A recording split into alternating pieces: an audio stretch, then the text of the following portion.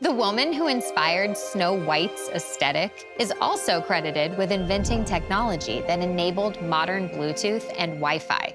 She was a Jewish Austrian actress, escaped World War II Europe, became a Hollywood icon, and on top of it all, is a genius inventor. Maybe you already know her name. Meet Hedy Lamarr. Hey, I'm Miranda Cosgrove, and welcome to my STEM Loft, where there's a locked room with a sinister red light spilling out from under the door. Hedy Lamarr, originally Hedwig Eva Kiesler, was born in 1914 in Vienna, Austria. Her father, a bank director, encouraged her intellectual pursuits, while her mother, a concert pianist, encouraged her artistically. She grew into the ultimate double threat, a phenomenal actress and a genius inventor. In the late 1930s, Hedy traveled to London, where she met none other than Louis B. Mayer. Louis B. Mayer, as in the head of MGM Studios, the most powerful film studio of the time. Louis brought Hedy to Los Angeles and made her an overnight star. She's best known for starring in movies like Algiers, Ziegfeld Girl, and Samson and Delilah. At the time, she was regarded as the most beautiful woman in the world. Hedy Lamarr's iconic look inspired the aesthetics for Disney's Snow White, as well as Catwoman in the original Batman comics. So what exactly did Hedy Lamarr invent? The answer is, actually, a lot of stuff. She was such a pivotal inventor that after she died, she was inducted into the National Inventors Hall of Fame. While Hedy was pursuing a career in the arts, she was pursuing her passion for STEM just as hard. Hedy worked on her inventions in between movie takes in her trailer. Her inventions ranged from a better stoplight to a dissolving tablet that could create carbonated soda. Today, she's best known for her patented secret communication system, which we now refer to as frequency hopping. This is what earned her recognition for being the mother of Wi-Fi. Frequency hopping is a method of radio signal transmission that prevents interference. Okay, wait. Let's zoom out and talk about radio frequencies first. Maybe you listen to the radio in your car. You know your favorite stations by their frequency number. For example, 102.7 or 98.7 or 106.7. I just realized all my favorite radio stations end in .7. Anyway, think of each of those station numbers, frequency numbers, as a different lane on a highway. No matter if you're tuning into that station from your laptop, your phone, or your dad's old boombox, if you tune in to 102.7, the broadcast will be the same because you're all merging into the same lane. This one frequency distribution method is really great for broadcasting messages you want to be available to a lot of people. But not everything broadcast via radio should be public. Even though radio is really old, it was first invented in the 1800s. I'm not exaggerating, it's old. Lots of modern day activities rely on radio communications to function. Air traffic controllers use radio waves to communicate between the ground and incoming airplanes. Satellite TVs receive their signals via radio. If you've ever used a walkie-talkie, a garage door opener, or a TV remote, those also operate on radio frequencies. Hedy Lamarr and her collaborator, George Antheil, were concerned with radio signals because World War II was in full swing. During World War II, both sides were experimenting with radio-guided missiles. However, the Germans' technology outpaced the US in the beginning.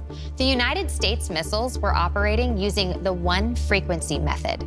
Basically, the device transmitting the directions and the missile receiving the directions were both on one frequency. If our opponents found the frequency we were using, they could easily jam that signal. Going back to our highway analogy, it would be like if the lane in our highway the military was using got blocked off.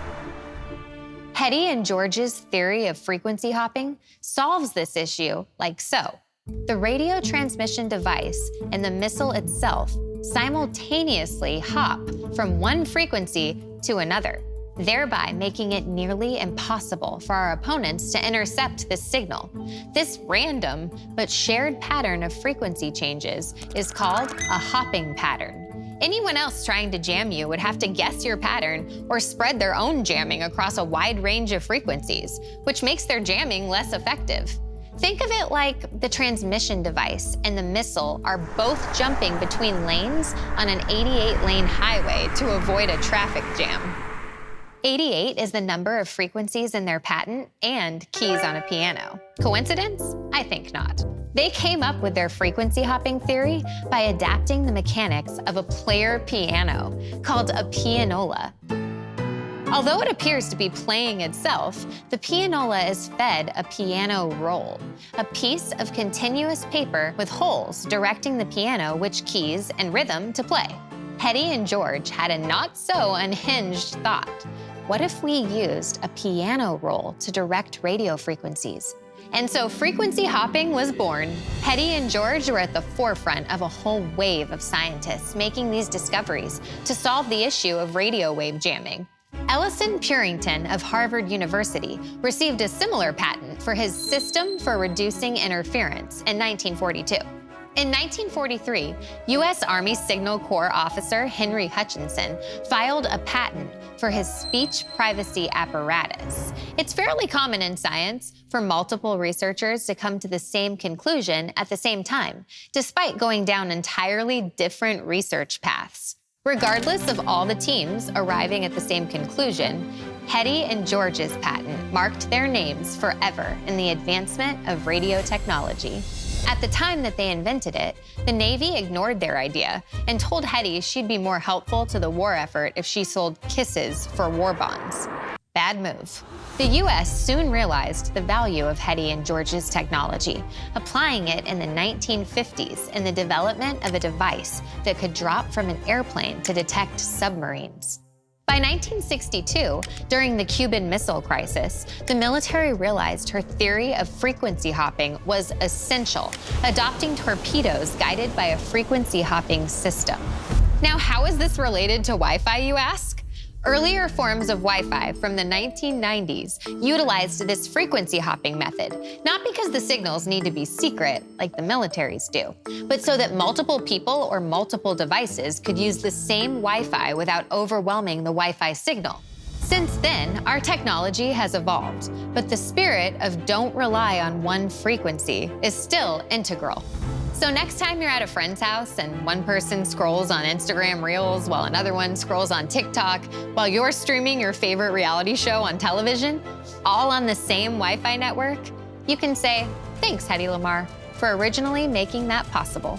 Or maybe you'll want to put down all the devices to tell your friends about this real-life princess genius. Hey, it's Miranda Cosgrove, your favorite host of Mission Unstoppable. I'm the only host.